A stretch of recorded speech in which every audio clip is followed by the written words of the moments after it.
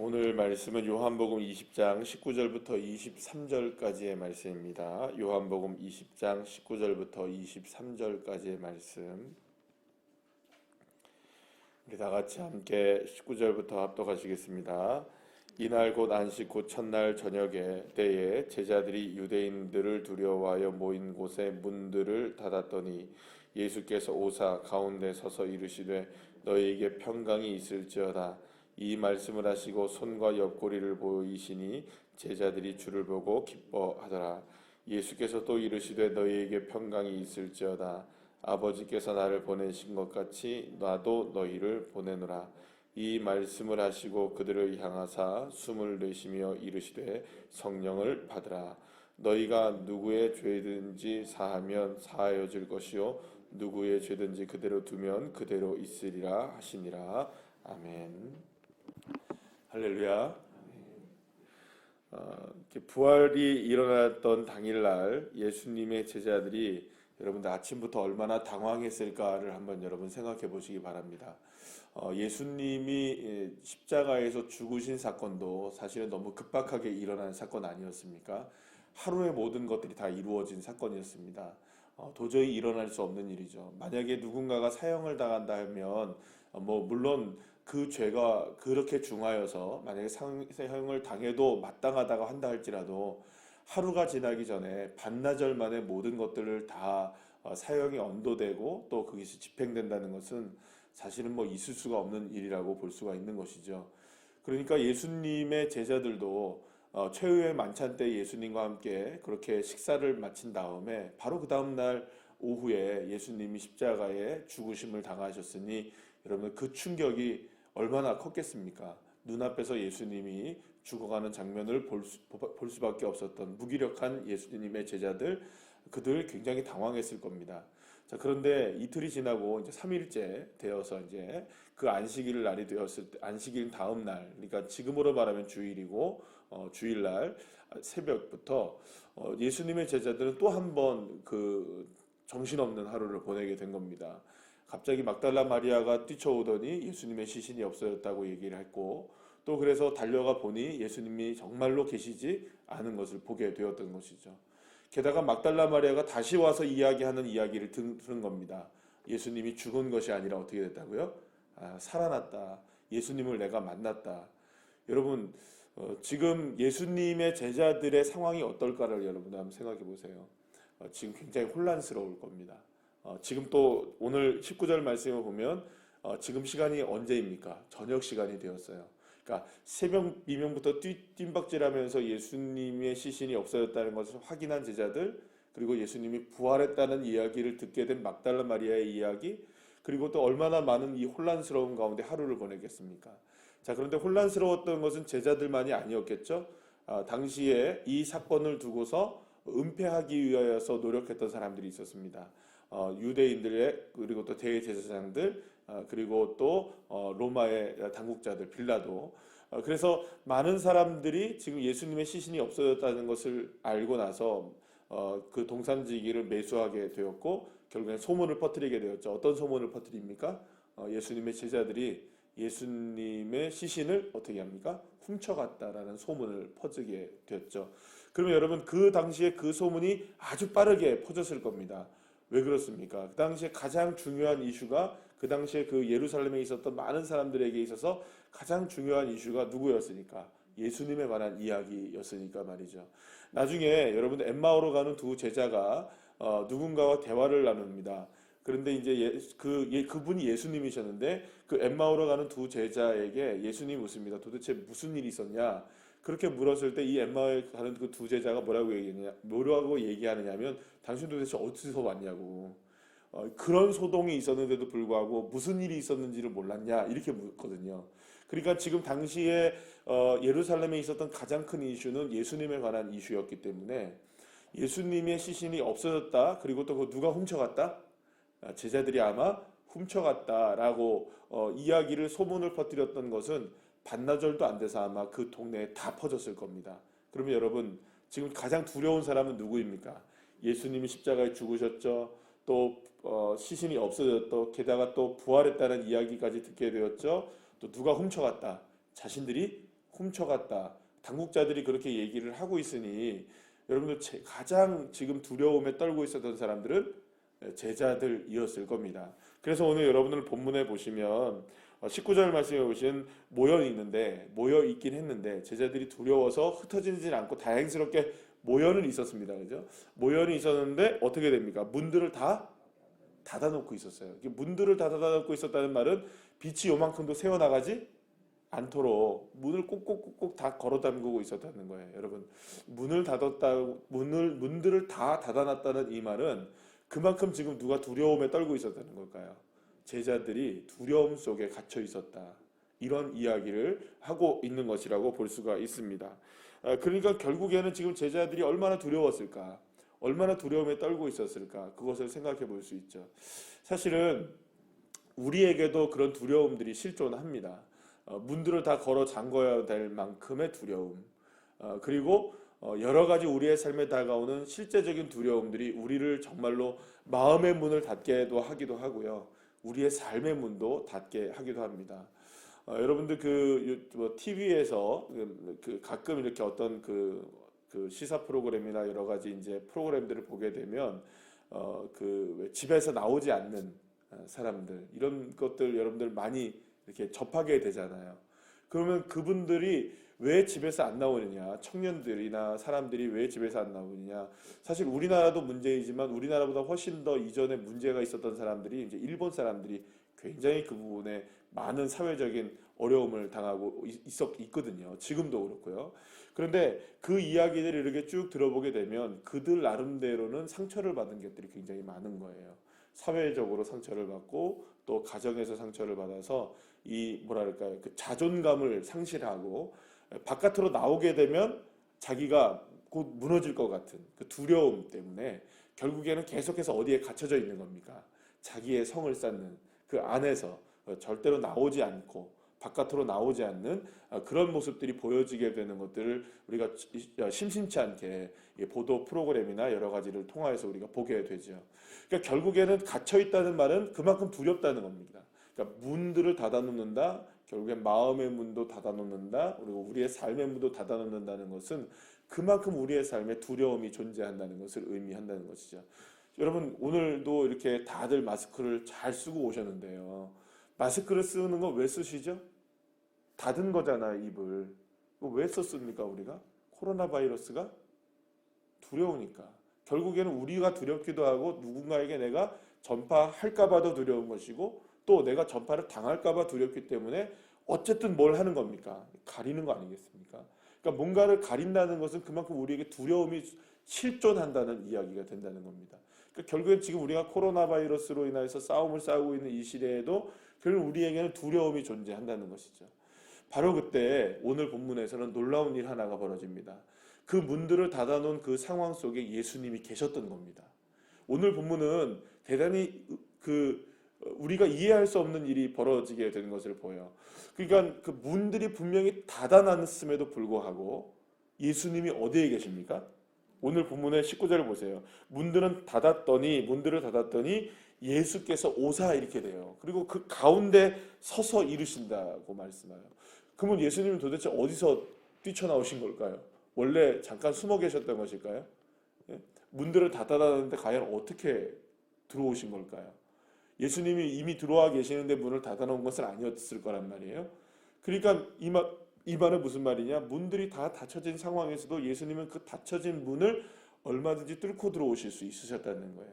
여기서 여러분들 우리는 자꾸 이런 생각을 해요. 그럼 어떻게 도대체 들어오셨지? 문들을 어떻게 뚫고 들어오셨지? 시간과 공간을 초월해서 어떻게 오셨지? 여러분 이런 생각을 우리가 하게 되는데 그분은 하나님이십니다. 그러니까 사실은 이 부분에 있어서는 죽었다 살아나셨다는 사실을 믿는다면 아무런 문제가 될 수 없는 거죠. 과학적으로 설명해서 예수님이 어떻게 들어오셨느냐 이걸 설명할 필요가 없는 겁니다. 문제는 뭐냐 하면 주님께서 닫혀진 그곳에 들어오셨다는 거예요. 이 말은 어떤 의미를 갖고 있습니까? 두려움에 떨고 있어서 인생의 모든 것들을 다 닫아놓을 수밖에 없는 그런 상황 속에서도 예수님은 다가오신다는 겁니다. 저와 여러분의 마음의 문이 설령 닫혀있다 할지라도 우리의 삶에 어떠한 두려움이 다가와 있다 할지라도 주님은 저와 여러분 가운데 들어오셔서 우리에게 함께 하시는 주님이 되어주시는 줄 믿으시길 바랍니다. 자, 그런데 예수님이 그렇게 두려움 가운데 떨고 있는 제자들에게 다가오셔서 그 가운데 서셔서 두 번 똑같은 말씀을 하십니다. 무엇이라고 말씀합니까? 너희에게 평강이 있을지어다. 너희에게 평강이 있을지어다. 할렐루야. 주님은 저와 여러분에게 샬롬의 축복을 주시길 원하십니다. 샬롬이라는 게 무엇입니까? 그 두려움에 떨고 있는 그곳 안으로 뚫고 들어오셔서 우리에게 두려워하지 말아라. 내가 너와 함께하고 있다. 주님이 그 가운데 계신다. 하나님의 능력이 너와 함께하고 있다. 하나님이 너를 붙잡고 있다. 하나님이 우리와 함께 계신다. 할렐루야. 이 사실을 우리에게 전달해주고 계신 분이 누구십니까? 예수 그리스도이신 것이죠. 그렇게 중앙으로 우리의 삶 가운데로 들어오셔서 예수님은 제자들에게 평강을 주신 것처럼 저와 여러분에게도 이 어려운 순간 속에서, 많은 환경 속에서, 이런 어려운 환경 속에서 두려울 수밖에 없는 우리의 지금 삶 속에 주님께서는 저와 여러분에게 평강을 허락해 주시는 줄로 믿으시길 바랍니다.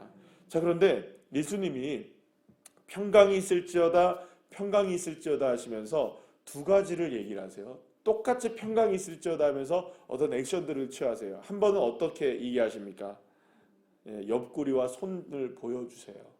이 말은 무슨 말일까? 옆구리와 손을 보여주신다는 것은 십자가의 사건이 실제의 사건이었고, 그리고 지금 십자가의 사건이 실제의 사건이었고, 지금 눈앞에 펼쳐지고 있는 부활 역시 실제의 사건이라는 거. 그러니까 이 지금 사건을, 십자가와 부활이라는 사건을 온전히 믿어야 한다는 사실을 주님은 강조하고 계시는 것이죠. 조용히 보여주고 계시는 겁니다. 사실은 부활을 부정하는 것은 십자가를 부정하는 일이 되는 것이고요. 십자가를 부정한다는 것은 결국 부활도 부정하게 될 수밖에 없는 것입니다. 기독교 신앙에 있어서 가장 중요한 것은 이 십자가와 부활을 빼놓으면 안 되는 겁니다. 사랑하는 여러분, 주 예수님은 저와 여러분을 위해 십자가에 못 박혀 죽으셨습니다. 그러나 그것으로 끝나지 않으셨습니다. 저와 여러분을 위하여 또한 부활하신 것이죠. 그리고 그 부활이라는, 십자가와 부활이라는 것을 우리가 믿음으로 우리가 믿게 되어질 때 세상이 줄 수 없는 평안함이 저와 여러분에게 샬롬으로 다가올 줄로 믿으시길 바랍니다. 두 번째는 주님께서 이 평강이 있을지어다 하시면서 이제 말씀을 하세요. 지금 첫 번째는 그냥 행동으로 보여주셨어요. 그냥 손과 옆구리를 보여주신 것이 전부였는데, 두 번째는 말씀을 하세요. 그 말씀을 하시면서 뭐라고 얘기하십니까? 아버지께서 나를 보내신 것 같이 나도 이제 너희를 보낸다.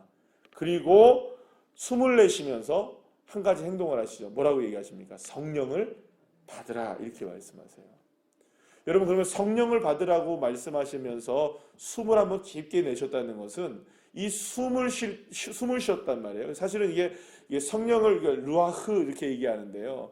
이렇게 숨을 쉰다는 말이 결국에는 이 안으로 들어오고 나가고 하는 거잖아요. 호흡과 같은 것이 뭐라는 겁니까? 성령의 역사라는 것이죠. 그러니까 성령이라는 것은 내 안에 호흡과 같이 들어오게 되는 것이라는 의미를 주님께서 보여주신 겁니다. 자, 그런데 아버지께서 나를 보내신 것처럼 나도 너희를 보낸다고 하시면서 성령을 받으라고 하신 것은 주님께서 우리에게 사명을 주시는데, 그 사명을 주시는 것을 그냥 우리가 감당할 수는 없다는 것이죠. 무엇을 통하여 감당하게 되는 겁니까? 성령의 충만함을 통하여 감당하게 된다. 그럼 여러분, 여기서 말하는 성령의 충만함은 어떤 은사나 어떤 능력을 이야기하는 것이 아니라, 성령을 받으라고 했을 때 이것은 누가 들어오시는 겁니까? 주님이 숨을 쉬었다는 거예요. 그럼 결국엔 이 말은 누가 들어오신다는 걸까요? 주님이 우리 안에 들어오신다는 의미를 갖고 있는 것입니다.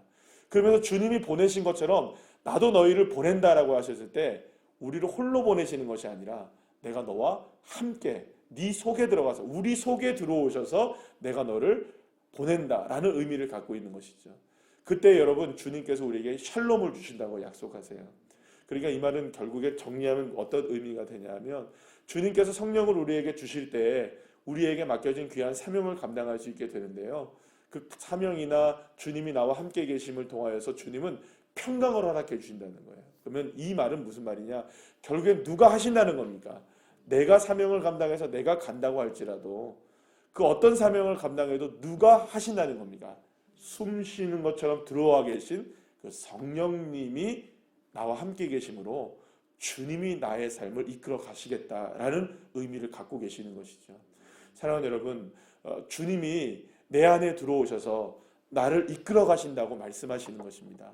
그래서 우리는 샬롬을 누릴 수가 있는 겁니다. 왜냐하면 사실은 저와 여러분에게는 어떤 능력이 있겠습니까? 저와 여러분이 어떤 무엇을 할 수가 있겠습니까? 사실 우리는 늘 연약하잖아요. 늘 부족하잖아요. 어제 여러분들 보도 보셨죠? 인천에서는 고3 아이들이 80일 만에 등교를 했는데 새벽에 2명이 확진자가 되어서 학교에 인천의 아이들이 다 못 갔대잖아요. 여러분 얼마나 여러분들 연약합니까? 얼마나 부족합니까? 그러니까 여러분 작은 바이러스 하나 때문에 아이들의 모든 발걸음을 다 막아버려야 되는, 마스크를 써도 안 되고요, 손소독을 해도 안 되고요, 거리를 둬도 안 되는, 얼마나 우리가 부족하고 연약합니까? 그러나 주님이 우리 안에 숨을 쉬듯이 들어오셔서 우리에게 평강을 주시면서 내가 주님이 나를 아버지가 나를 보낸 것처럼 이제 나도 너희를 보낸다. 두려워하지 말아라. 수많은 두려움들이 있다 할지라도 내가 너와 함께하고 있다. 그러니까 여러분 우리가 숨을 쉴 때마다 기억하셔야 돼요. 주님이 내 안에 계시는구나. 숨을 쉴 때마다 기억하시는 겁니다. 주님이 나와 함께 계시는구나. 그러니까 여러분들 우리가 지금 당면하고 있는 많은 삶의 어려움 속에서 우리가 모든 것들을 극복해 나가고 이겨 나가고 또한 우리가 모든 것들을 가운데 승리할 수 있는 유일한 방법은 뭐냐? 그 상황 속에서 누구를 바라보는 것일까요? 주님을 바라보는 것이 전부가 될 때, 아멘이시죠? 그럴 때 우리는 비로소 평강을 얻을 수 있는 겁니다. 세상으로 인하여 우리가 평강을 얻는 것이 아니라 내 안에 계신 주님 때문에 평강을 얻는 것이죠. 그리고 그 주님은 나와 지금 함께 계시는 것입니다. 사랑하는 여러분, 오늘 우리에게 주님은 평강으로 다가오시고 계십니다. 두려움에 떨고 있는, 그래서 문을 다 닫고 살 수밖에 없었던 이 제자들에게 주님 다가오셔서 그 안에 계셔서 평강을 허락해 주시고 사명을 주시고 그들을 이끌어 가시겠다고 약속하는 것이죠. 사랑하는 여러분, 그래서 우리에게 성령의 충만함이 필요합니다. 주님이 내 안에 계심이 확인되어져야 됩니다. 그래서 우리가 모든 상황 속에서 성령 충만하다는 것은요, 무엇으로 채우는가? 성령이 충만한 것은 어떤 것으로 채우는 것이냐? 그냥 예수 그리스도를 고백하는 것밖에 없는 겁니다. 예수님을 고백하십시오. 주님 그리스도시고 살아계신 하나님의 아들이십니다. 주님은 나의 왕이십니다. 주님, 온전히 주님만을 바라봅니다. 주님 나를 다스려 주시옵소서. 계속 가서 모든 순간에 누구를 고백하는 것, 주님이 내 안에 계심을 고백하는 것, 그게 성령 충만인 겁니다. 그래서 여러분들 어떤 일이 다가와도 먼저 고백해야 할 것이 있습니다. 아우 죽겠네, 아우 살겠네, 이런 이야기보다 주님 나를 이끌어 주십시오. 주님 내가 주님밖에 없음을 고백합니다. 주님 내가 주님의 은혜를 갈망합니다. 주님 나의 전부이십니다. 나의 왕이십니다. 여러분 이 고백이 먼저 있을 때 그것이 사실 성령의 충만한 역사가 이루어지는 것이죠. 여러분 그래서 오늘 하루도 그리고 여러분들의 삶 가운데 오늘 주님을 고백함으로 성령의 충만한 능력을 받아서 넉넉하게 승리하는 주의 자녀들 한 사람 한 사람 되시기를 간절히 축원합니다. 기도하시겠습니다.